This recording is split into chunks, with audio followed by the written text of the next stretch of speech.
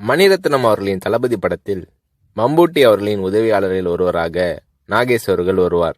நாகேஷ் அவர்களிடம் 10 நாள் கால்ஷீட் வாங்கி இருந்த போதிலும் படத்தில் நாகேஷ் அவர்கள் நடித்த 3 காட்சிகள் மட்டுமே இடம்பெற்றிருந்தன.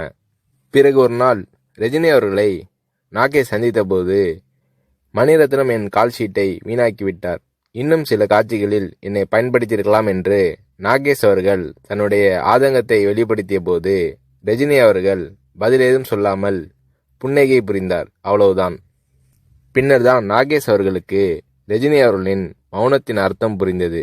ரஜினி அவர்களிடம் பேசிக்கொண்டிருக்கும் போது அங்கே இல்லாத 3வது நபரை பற்றி குறை சொல்லி பேசினால் ரஜினி அவர்கள் அதை விரும்புவதில்லை. 3வது மனிதரை பற்றி பேசுவதோ விமர்சிப்பதோ நாகரீகம் இல்லை என்பது ரஜினி அவர்களின் பாலிசி. இது நாகேஷ் அவர்களுக்கு தெரிய வந்தபோது ரஜினி அவர்கள் மீதான மதிப்பு நாகேஷ் அவர்களின் உள்ளத்தில் பல மடங்கானது.